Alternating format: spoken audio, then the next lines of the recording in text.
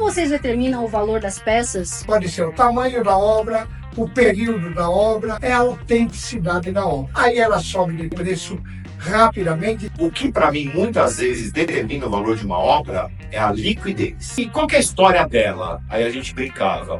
Poxa, com história é mais caro. Você vai em Araçatuba, tem uma cama de não conhecer. Você vai em Minas Gerais. Me digam então vocês dois.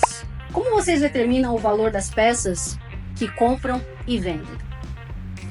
Então, no mercado, o mercado é o espelho dos valores de um modo geral. Quando trata-se de artistas, geralmente o artista tem um valor estabelecido no mercado de arte, ou seja, por meio de leilões, por meio de coleções, por meio de feiras. Então existe. O que modifica, o que muda no artista, pode ser o tamanho da obra, o período da obra, as características da obra. Tem obras de determinado artista que são atípicas. O que seria uma obra atípica? Por exemplo, Oscar Pereira da Silva. É um pintor de história, fazia aquelas cenas de interior, mostrava a vida cotidiana do interior brasileiro, mostrava os imigrantes, mostrava curiosidades que era voltado para a história do Brasil e do mundo. O que seria uma obra típica dele? Por exemplo, quando ele pintava flores e natureza morta. Era uma obra típica. Então, essa obra de flores e natureza morta não tem o mesmo valor de uma obra tradicional do Oscar Pereira da Silva.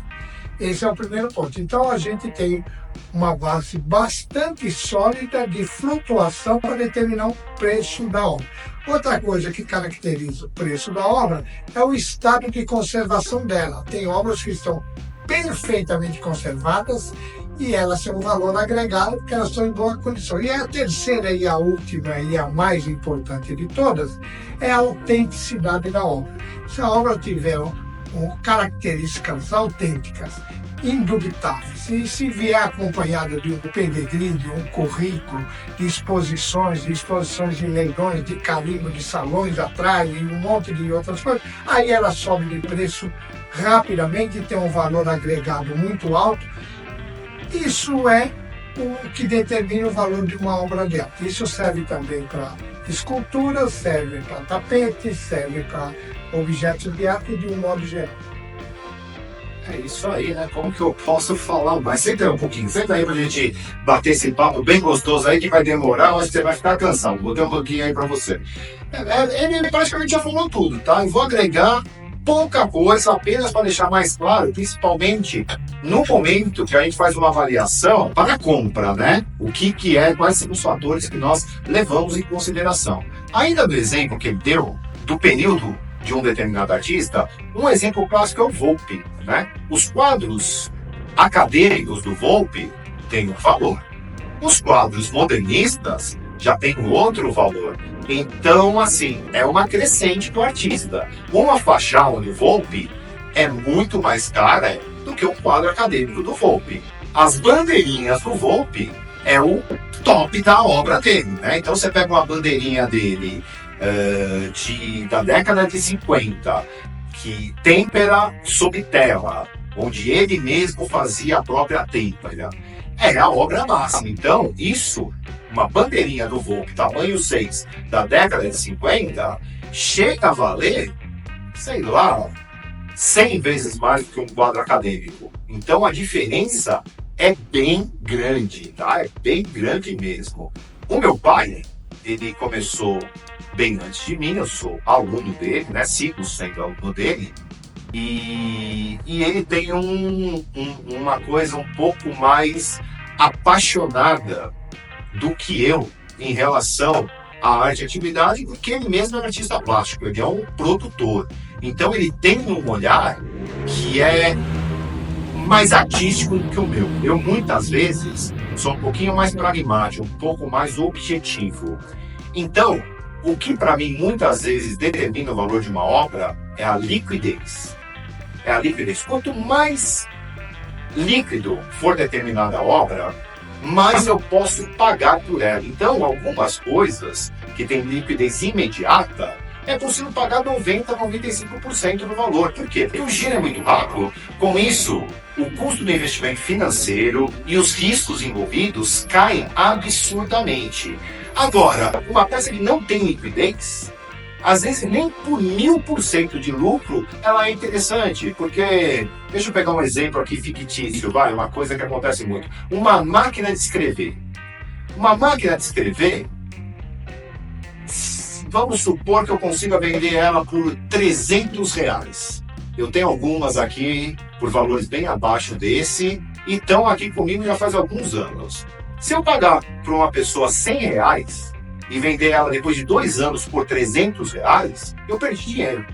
Porque se eu tomar dinheiro emprestado na praça com os juros que tem no nosso país, se eu pegar R$100 hoje, daqui a 2 anos eu estou devendo 2.000.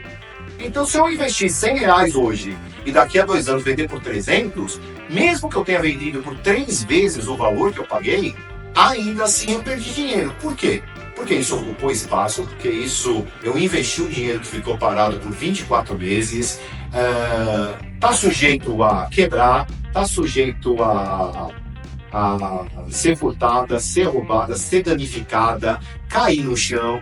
Então, tudo isso nós levamos em consideração na hora da avaliação. Porque, como meu pai disse, o que determina mesmo o valor das coisas de arte e antiguidade é o que determina para qualquer outro segmento, a lei da oferta e da procura. Se determinado item tem muita oferta e pouca procura, não só o preço cai, como a margem de lucro para justificar o negócio tem que ser muito elevada. E o inverso também é verdadeiro. Quanto mais raro uma peça, quanto mais procura por ela tenha e a oferta seja pequena, mais a gente pode pagar e menos lucratividade é necessária, porque o giro dessa peça é muito rápido. Quando faz bastante tempo que eu não faço feira, meu pai ainda faz, mas faz um tempinho que eu optei por outras coisas aos finais de semana. Mas na época das feiras, uma brincadeira que eu aprendi com meu pai, é assim, a pessoa chegava e perguntava o preço de determinada peça. Aí eu falava, essa peça custa aqui R$200. Ela falou assim, e qual que é a história dela? Aí a gente brincava, poxa, com história é mais caro.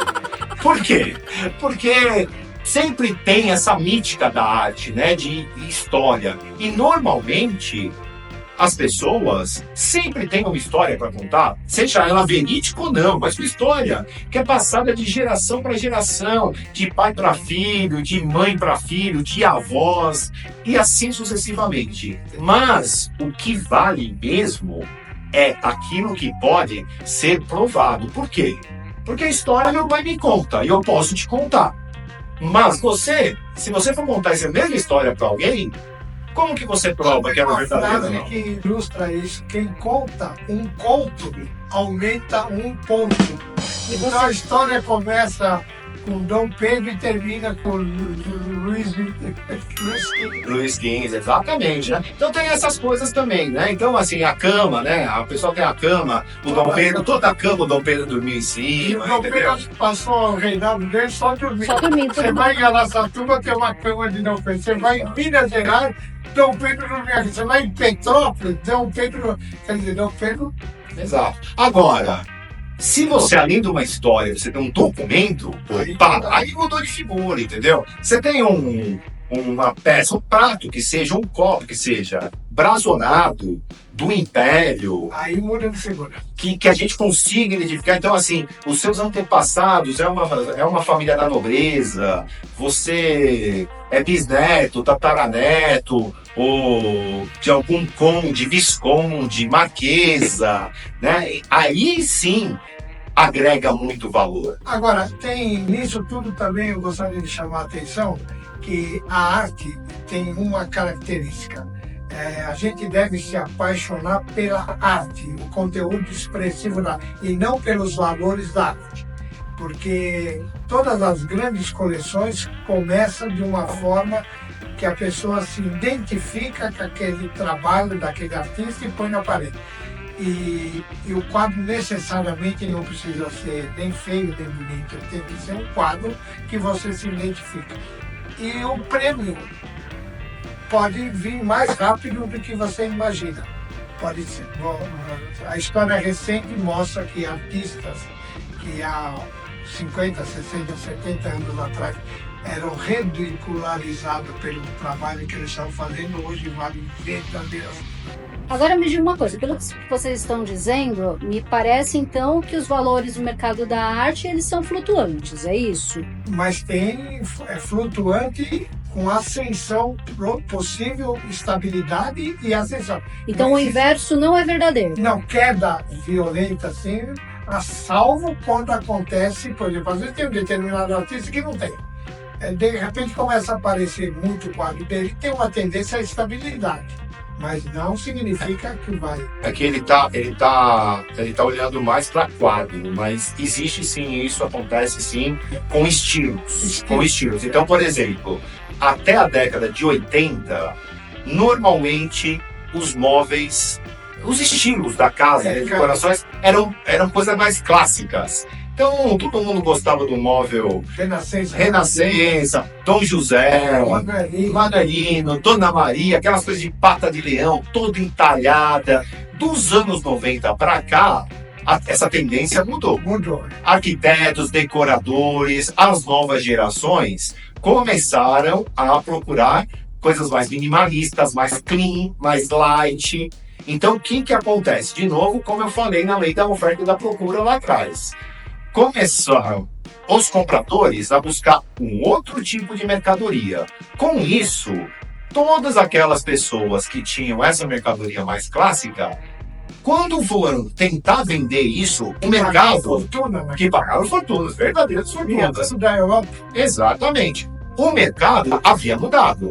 Então, tinha menos compradores para aquele tipo de peça. E a oferta começou a se tornar muito grande, porque todo mundo só comprava aquilo. Então hoje, por exemplo, móveis de jacarandá do século XIX, que eram vendidos por 5, 6, 10 mil dólares nos anos 80, hoje para conseguir 10 ou 15 mil reais num móvel desse, olha, tem que suar muito, tem que conhecer um dos pouquíssimos colecionadores que ainda gosta desse estilo, que ainda tem espaço na sua coleção, né? Que não tenha já. Esteja no você uma lembrança afetiva da casa da avó dele, do pai dele. Agora, minha avó tinha uma mesa dessa de jacarandá. Ele, se tiver disponível de dinheiro, ele compra. Mas por hoje eu acho que vamos ter que ficar por aqui, porque muito tempo já de filmagem, o assunto é amplo. Mas continue mandando as suas perguntas, teremos o maior prazer em respondê-la. E vocês vejam como é interessante. Quando vocês nos instigam a falar, naturalmente podemos compartilhar da nossa experiência com vocês.